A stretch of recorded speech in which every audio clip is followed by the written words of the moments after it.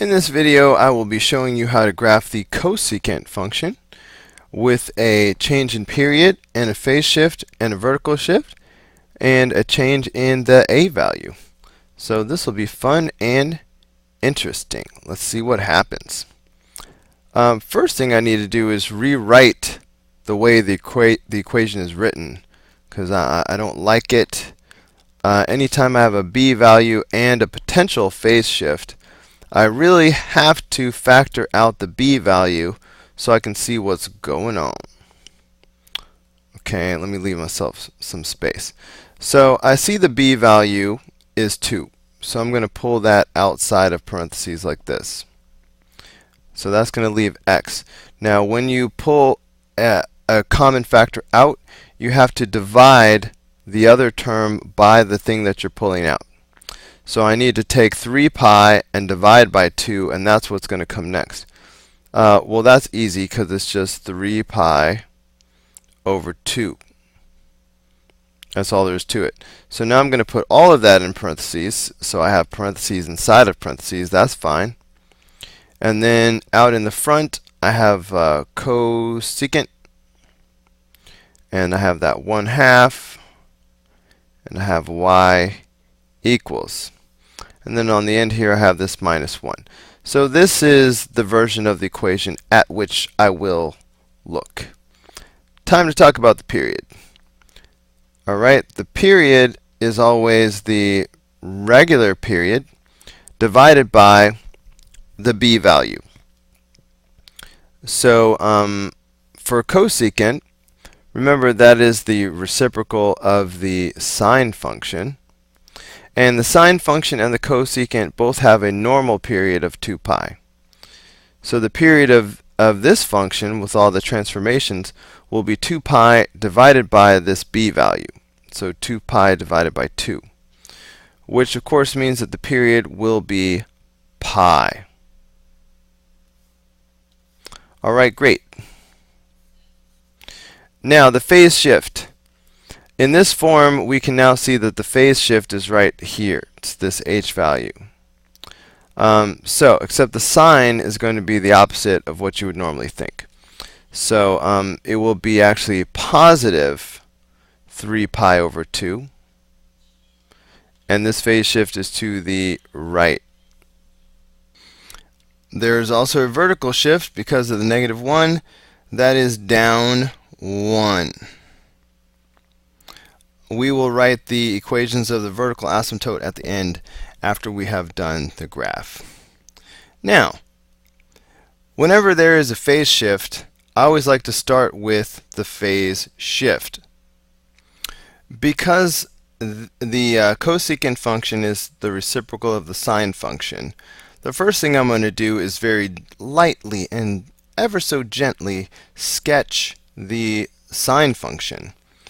And normally I would draw the y-axis and I would start the sine function right at the origin.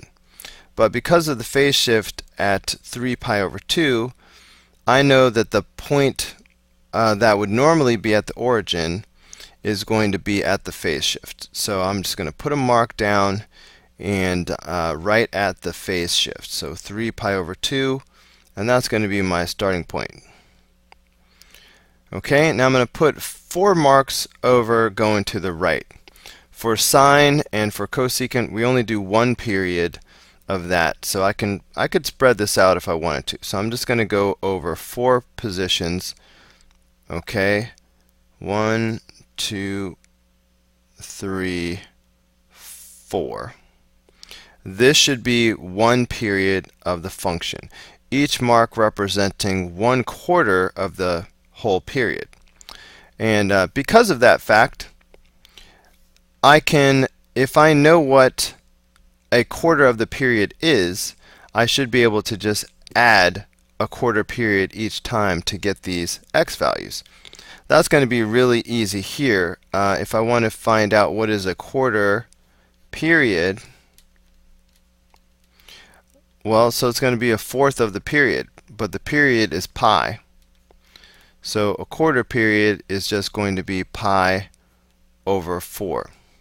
So I should be able to simply add pi over 4 over and over again.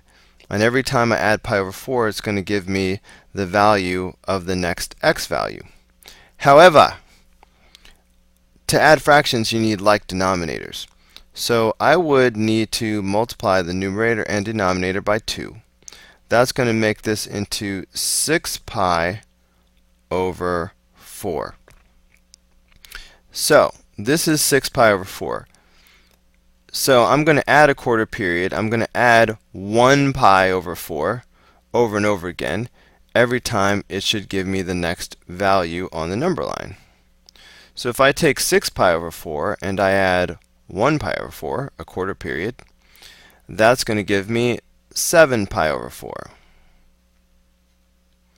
And if I add another 1, I'm going to get 8 pi over 4. And add another 1 pi over 4, and I will have 9 pi over 4. And then 10 pi over 4. Now, I put these down really low because usually some of these will have to be reduced, and I just like to leave space for that. So now I'm going to reduce anything that will reduce. 7 pi over 4 does not reduce, but 8 pi over 4 is just 2 pi. 9 pi over 4 does not reduce, but 10 pi over 4 is 5 pi over 2.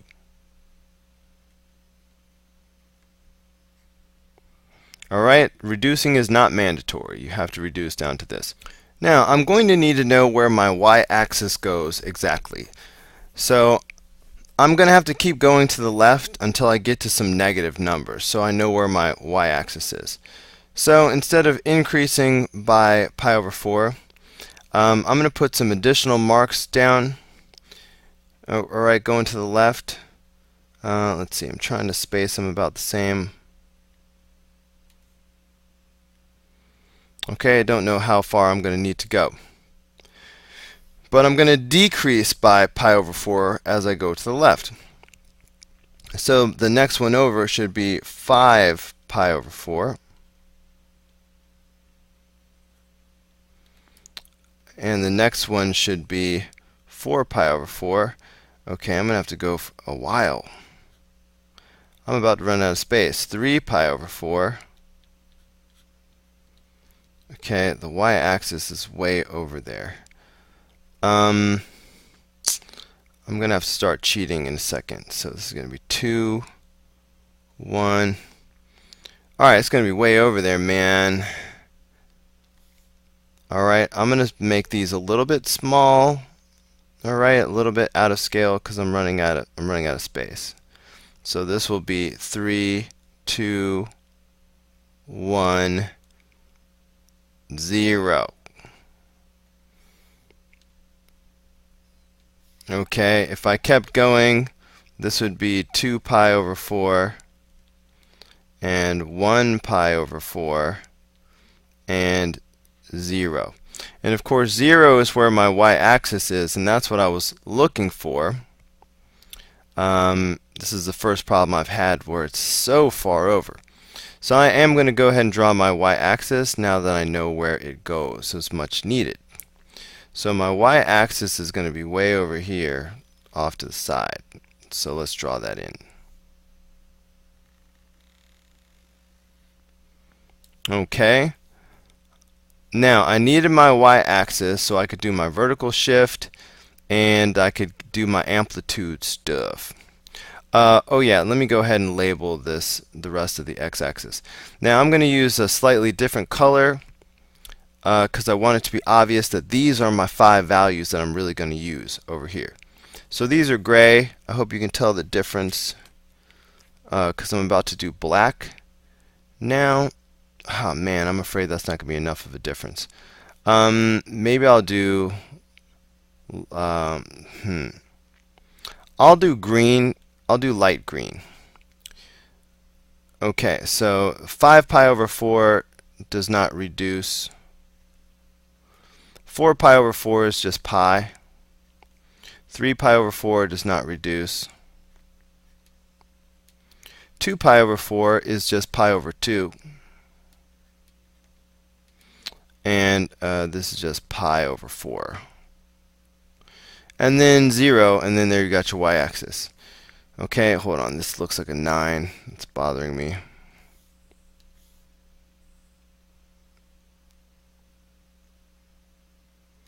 Okay, so now I'm going to erase all this pink stuff because it's going to be kind of in my way.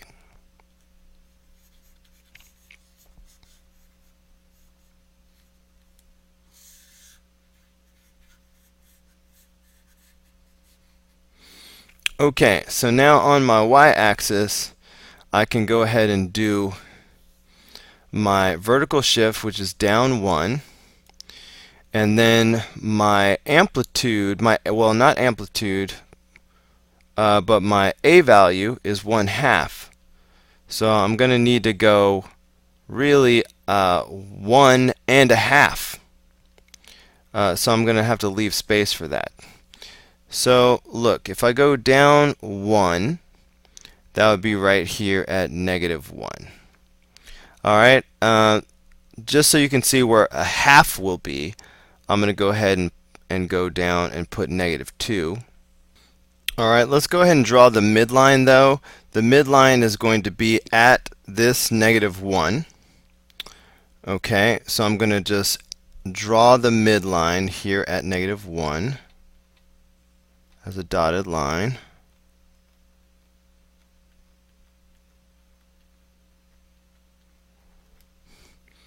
Okay, now the A value of 1/2 means that when you sketch out the amplitude of the sine function that I'm about to draw, I should be going 1/2 of a unit above and below the midline. So if I go halfway above the midline and halfway below the midline, I'm right here. So this first mark I just put is at -0.5. And the lower mark here is at -1.5. So those need to be labeled. And also, this next move I'm going to make is optional. I'm going to go ahead and put a yellow dotted line here to help me out for when I do the rest of my graph later. But you don't have to do this. And I'm doing it in yellow because it's optional. And it doesn't need to be easy to see. It's okay if it's hard to see.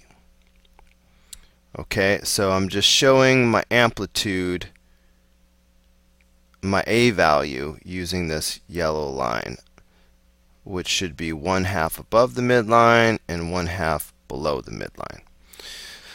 Okay, now I can go ahead and do my sketch.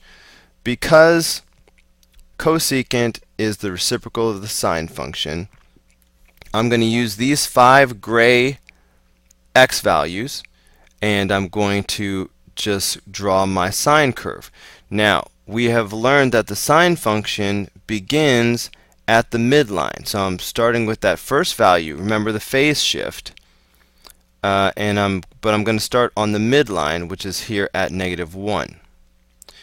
And then we know that the sine function rises to its highest value, and having the yellow line here helps me see exactly where to put it. And then it falls back to the midline, and then it falls to its low value. Alright, again the yellow line helps me, and then it comes back to the midline again. Alright, so these 5 pink dots show me where the sine function is going to be. This is not the real function I want to graph though, so I'm just going to graph this very lightly with little dots. Okay, because this is just a guide that's going to help me draw the actual cosecant function. So just very lightly. Okay, so there's one period of a sine function using the critical values that I've chosen. Now, we've learned that these 3 points that are on the midline, those are the points that would have been on the x-axis if it weren't for the vertical shift. And when the sine function is 0, that makes a vertical asymptote.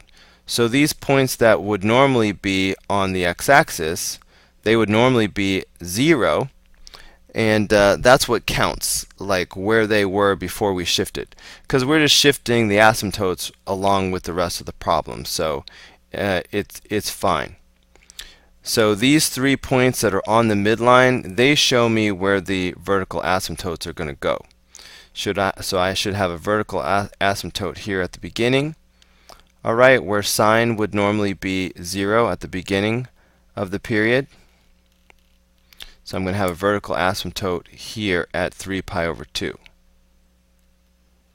And then we have another vertical asymptote in the middle of the sine function at 2 pi.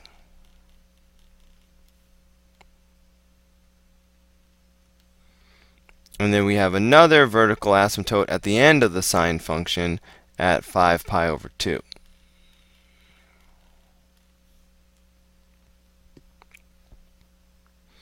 Alright, now we have learned that the cosecant function that we're trying to graph will be the same as the sine function at the high and the low. Alright, so this point at the height of the sine function will actually be a point on the cosecant. This point at the bottom of the sine function will be a point on the cosecant function. So using those points and approaching the asymptotes will help me finish this graph. So going away from the midline, I'm just going to approach the asymptotes.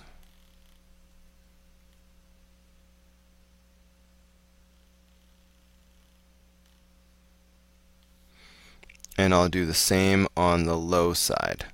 Away from the midline, I'm just going to approach the asymptote and approach the asymptote. So these blue curves represent one period of the cosecant function, shifted 3 pi over 2 to the right and shifted 1 down, and there you go.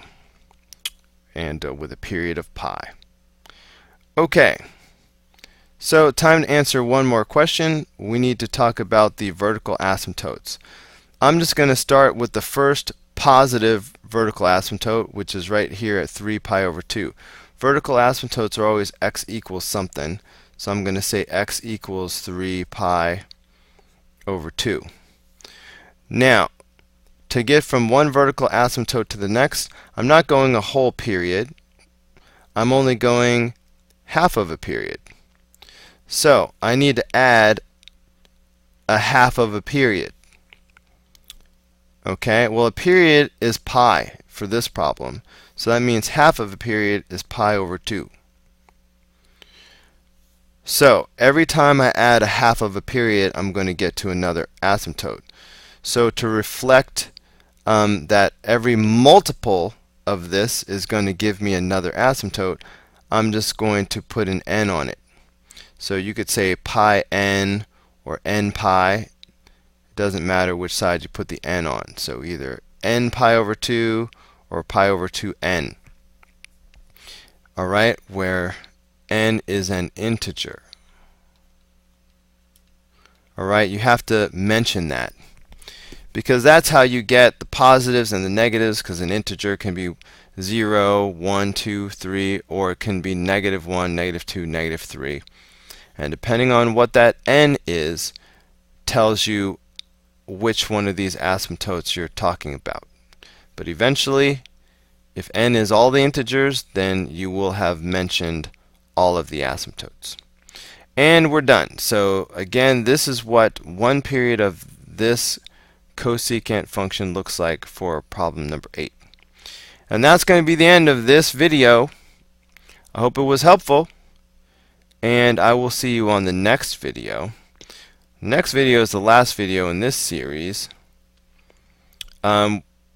Given asymptotes at 3 pi over 2 and 7 pi over 6, we are going to create a trig function that matches that criterion.